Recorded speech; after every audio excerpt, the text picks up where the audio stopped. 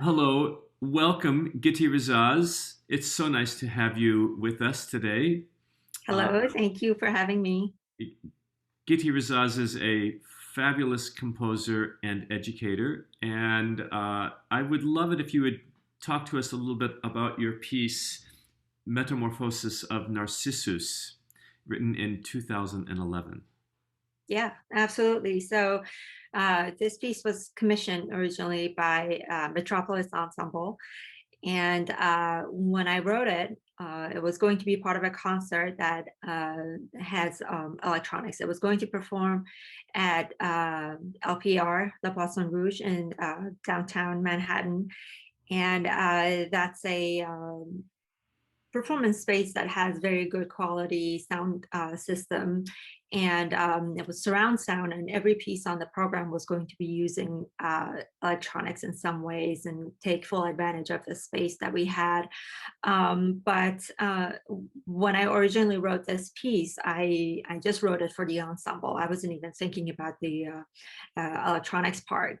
And then later on, when I went back and started adding the electronics, it sort of became a reorchestration of the instrumental parts.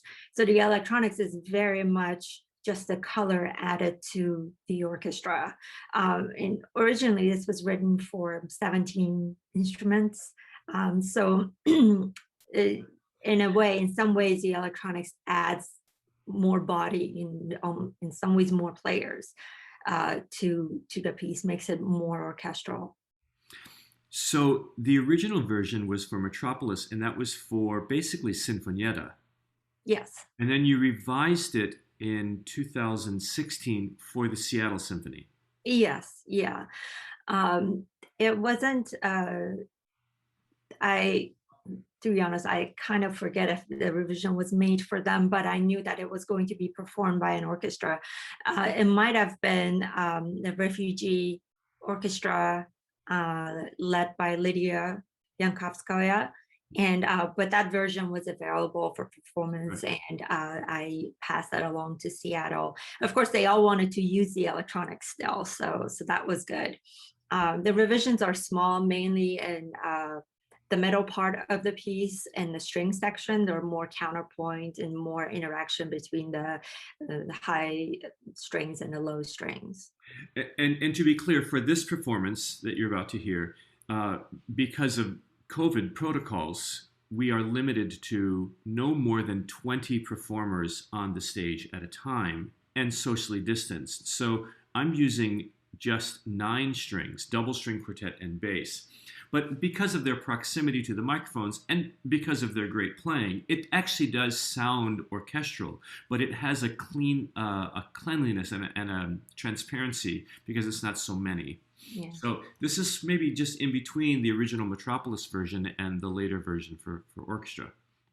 Yeah, I think this is one of the nice things about this piece, that it has the flexibility to be performed by a smaller ensemble versus a large orchestra and anything in between. I think it makes it more portable, uh, and Yes. it makes it more accessible to different ensembles.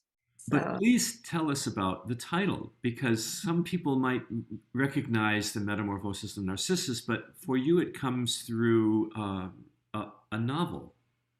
yeah, so originally it was sort of the beginning of a novel. Started with a short story about the Narcissus, and it was twisted in a way that not only Narcissus was falling in love with himself, but the lake that he was gazing into, uh, the lake also fell in love with itself because of the reflection that they were seeing. And I thought that was just such a cool thing to see it from a different point of view.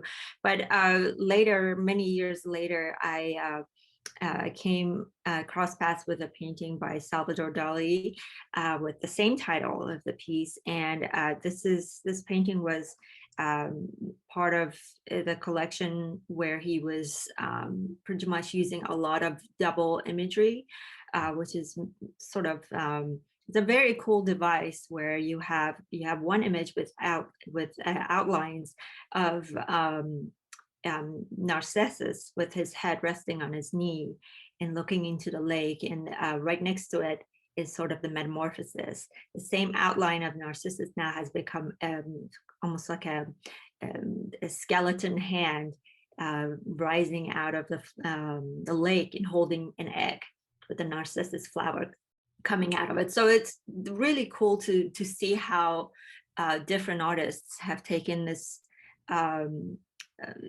very, very old tale and have, taken different things out of it, made it into different stories.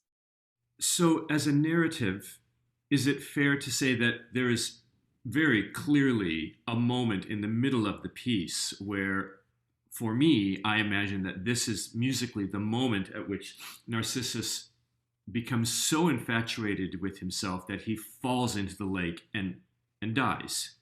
Yes. And that moment, there's this eruption, an orchestral eruption, tam tam. And then after that, it's the very first time in the piece that the piano has an entry. And there's sort of a piano and harp duet. The piano is sort of dominant. Am I correct in this narrative? Absolutely, yes. This piece, in some ways, follows the change between lust, infatuation, death, and then the life of Narcissus as it forms under the water, and eventually the rebirth. Quite audibly, you can hear that in the music, and the use of the piano, which in the original version actually was performed on a synthesizer, because the stage and LPR is quite small, so there was no room for an actual baby grand. But the duet between harp and piano sort of is the start of the rebirth, because it returns with a more developed melody later on in the piano, as it sort of emphasizes the rebirth.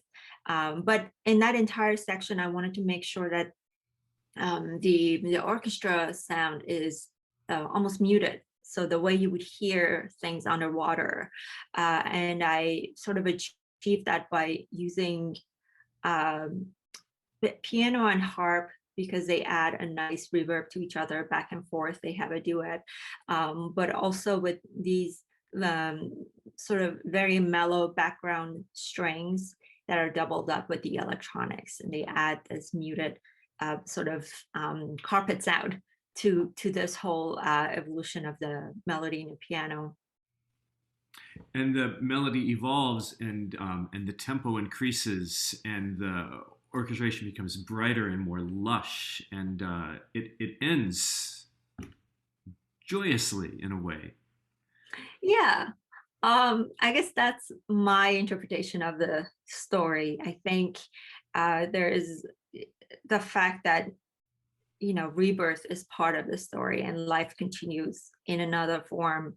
No matter what happened before, and what was the reason of that death, which is not necessarily a good thing. Lust and infatuation.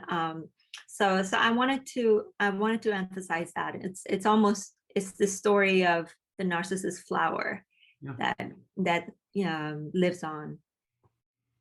Appropriate for springtime. Yes, absolutely. Rebirth. Yes. Well, thank you so much for taking the time to speak with us about your lovely piece. It's been a great pleasure performing it, and I look forward to doing many more works of yours. Thank you so much. This is my pleasure, and I look forward to hearing the piece.